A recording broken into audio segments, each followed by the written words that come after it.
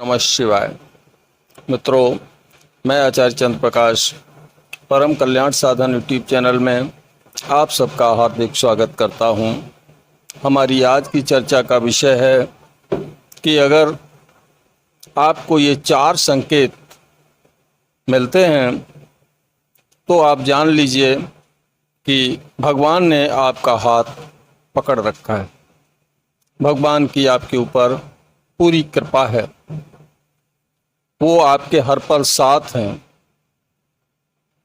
तो वो कौन से 4 संकेत हैं, जानने के लिए हमारे साथ आप बने रहिए और बहुत ही ध्यानपूर्वक इस वीडियो को आपको पूरा देखना है, तभी आप इसे बारीकी के साथ समझ पाएंगे। अगर आपके साथ ये संकेत मिल रहे हैं, आपको संकेत मिल रहे हैं, तो आप ये निश्चित करके मान लीजिए कि भगवान आपके ऊपर दयालु हैं, उनकी कृपा आपके ऊपर पूर्ण रूप से हो चुकी है। तो संकेत है, पहला संकेत है कि जब भी किसी भी भक्त के ऊपर भगवान की कृपा होती है तो वो भगवान से संबंधित, आध्यात्म से संबंधित, धर्म से संबंधित वस्तुओं की तरफ आकर्षित होता चला जाता है। पूजा पाठ में उसका मन दिन पर दिन बढ़ता चला जाता है। वो अच्छी अच्छी किताबें पढ़ना शुरू कर देता है। भागवत है, गीता है, महाभारत है, रामायण है, शिव पुराण है। हनुमान जी से संबंधित कोई भक्त है तो उनसे संबंधित पुस्तकों का वो अध्ययन करता है और इतना करता है कि वो उसमें लीन हो जाता है। वो नहीं जान पाता कितना समय व्यतीत हो चुका है। ऐसे ही पूजा करते करते बार बार उसका मन पूजा करने में लगता है, लगातार करना चाहता है। वो चाहता है कि दिन कितना बड़ा हो जाए और मैं कई बार भगवान की पूजा कर लूं। साथ ही जहाँ कहीं भी भगवान का भजन होता है, कीर्तन होता है या उनसे संबंधित कथा वार्ता होती है, वो उसमें लीन हो जाता है। वहाँ से उठने का मन उसका नहीं करता। उसके शरीर में रोमांच होने लगता है, आंखों से आंसू आने लगते हैं। वो रोमांचित हो उठता है। अपने इष्ट की मूर्ति को देखते हुए उसकी आंखों से आंसू स्वतः निकलने लगते हैं और उस मूर्ति में वो खो जाना चाहता है। यदि ऐसा आपको लग रहा है तो आप जान लीजिए कि भगवान की अहेतु की कृपा आपके ऊपर है। आप कोई साधारण मनुष्य नहीं हैं, आप उनके प्रिय पात्रों में से एक हैं। साथ ही जब भी हमारे धर्मशास्त्रों में बताया गया है कि फलां देवता का फलां दिन है, जैसे हनुमान जी का मंगलवार है तो भगवान शिव का सोमवार है, ऐसे ही देवी का शुक्रवार है, तो अलग अलग देवताओं के दिन बटे हुए हैं। जो भी भक्त जिस भी इष्ट की साधना करता है, भक्ति करता है, उनका वो दिन आने को जब होता है तो बड़ा इंतजार रहता है कि कब वो दिन आए और कब मैं उनकी विधिवत पूजा कर सकूं, विधिवत जाप कर सकूं, विधिवत साधना कर सकूं और उनकी कृपा प्राप्त कर सकूं। और उस दिन वो निरंतर उनके नाम जप में, उनके मंत्र जप में लगा ही रहता है। तो ये था पहला लक्षण जो साधक के अंदर अपने आप, भक्त के अंदर अपने आप पैदा हो जाता है। हम आप पैदा नहीं कर सकते। क्यों? क्योंकि हम आप माया में घिरे हुए हैं और वो मायापति है। वो चाहेंगे तभी हम उनकी तरफ जुड़ सकते हैं। ये तो भगवान की अहेतु की कृपा है कि वो हमें अपने से जोड़े हुए हैं, वरना एक जीव की, एक तुच्छ जीव की कोई सामर्थ्य नहीं है कि वो भगवान से जुड़ा रह सके। भगवान की तरफ उसका मन भी चला जाए, ये भी नहीं है। भगवान को जानना तो बड़ी दूर की बात है। उन्हें तो वही जान सकता है जिसे वो जानना चाहते हैं। सोई जाने जाय देव जनाई, जानत तुम्हें हो जाई। अगला लक्षण जो अक्सर साधकों को, भक्तों को मिलता है वो ये है, उसके अंदर विशेष भाव पैदा हो जाते हैं अपने इष्ट के प्रति, विशेष भाव, और उस भाव में आकर के वो उनसे एक अपना दिव्य नाता जोड़ लेता है। कोई तो माँ का नाता जोड़ लेता है, तो कोई पिता का नाता जोड़ता है, कोई गुरु का, कोई सखा का, कोई मित्र का, है कोई अपने को सर्वस्व समर्पित भाव में आ जाता है, कोई स्वामी का नाता जोड़ता है।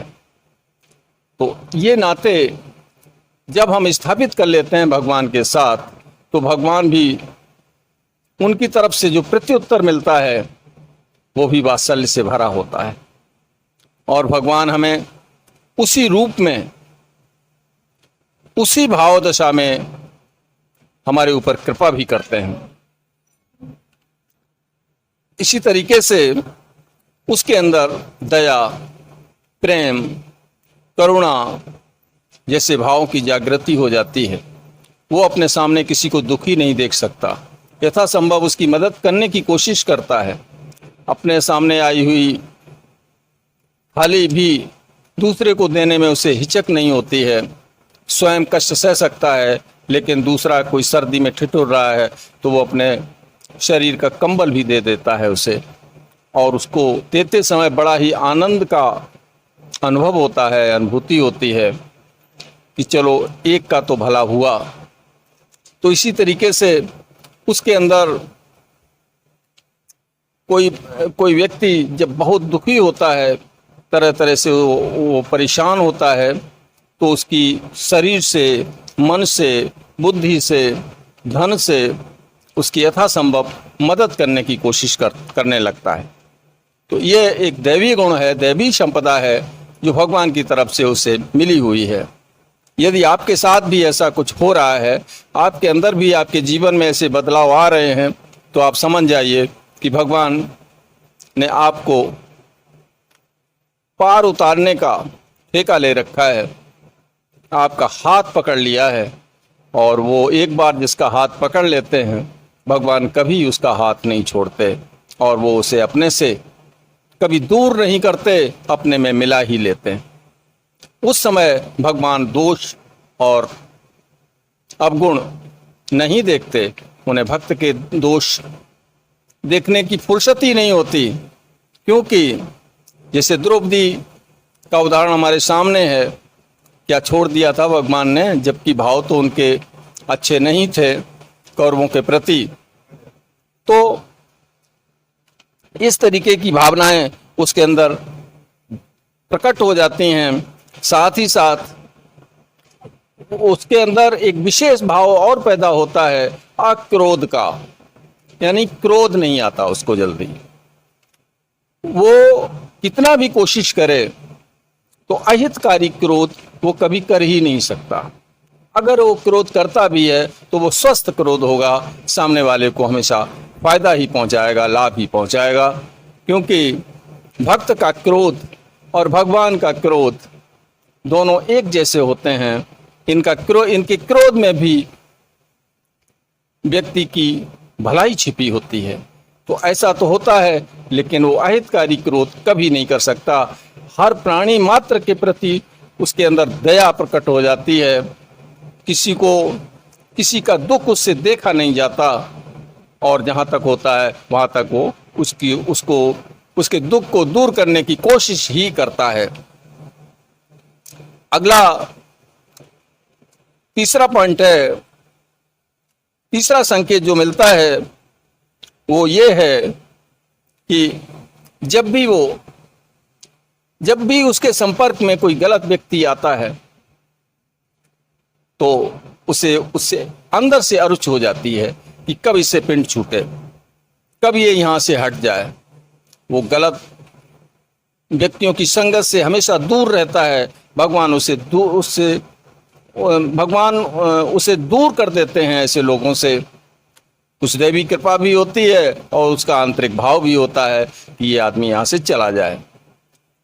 ठीक इसी तरीके से वो व्यक्ति ऐसा कोई काम नहीं करता जो मर्यादा के खिलाफ हो, शिष्टाचार के खिलाफ हो, अशिष्ट हो।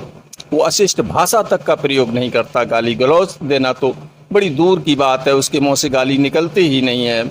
वो इतना सुशील और सज्जन बनता चला जाता है।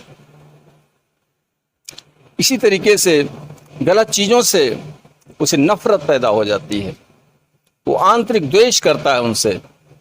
उसे अच्छे लोग पसंद होते हैं, अच्छे काम पसंद होते हैं, अच्छी वस्तुएं पसंद होती हैं, सात्विकी दिनचर्या उसकी होती है, सात्विकी आहार विहार होता है उसका, और वो उस सात्विकी प्रवृत्ति में इतना मग्न रहता है कि अपने परमात्मा की याद में हमेशा बना रहता है और उनको छोड़ना ही नहीं चाहता कि भगवान का चिंतन हमारा छूटना नहीं चाहिए। ऐसे उसके भाव हो जाते हैं।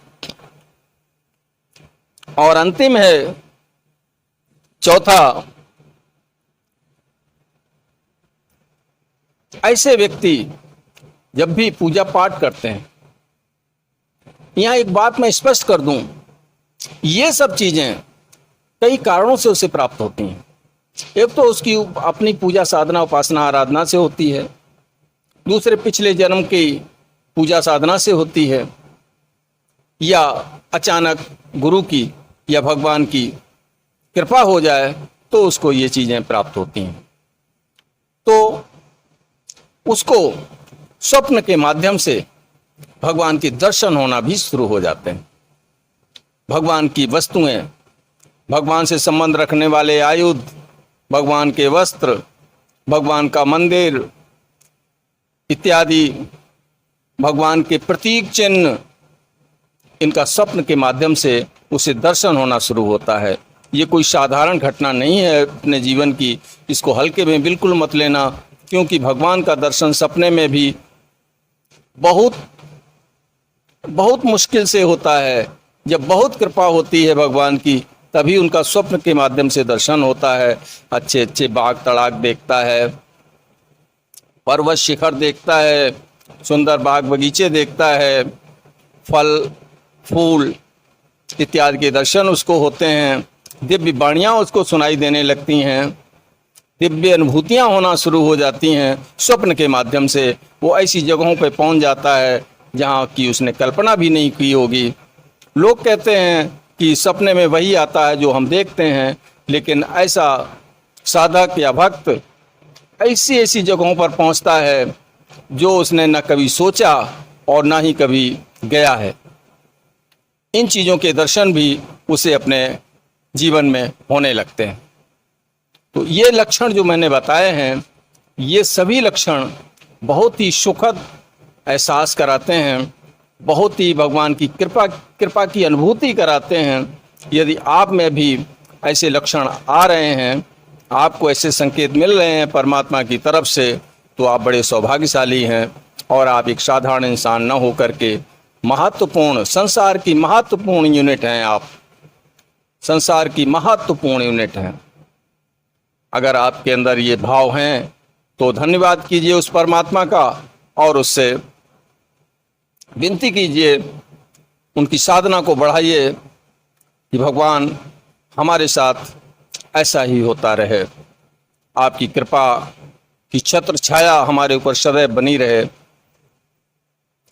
आशा करता हूँ वीडियो में दी गई जानकारी आपके लिए उपयोगी साबित होगी। यदि ऐसा है तो आप इस वीडियो को लाइक करें, अपने मित्रों में अधिक से अधिक शेयर करें, ताकि उन्हें भी उनकी आंतरिक स्थिति का पता लग सके। चलता हूँ, मिलूंगा अगले वीडियो में नई जानकारी के साथ। तब तक के लिए ओम नमः शिवाय, ओम नमः शिवाय, ओम नमः शिवाय।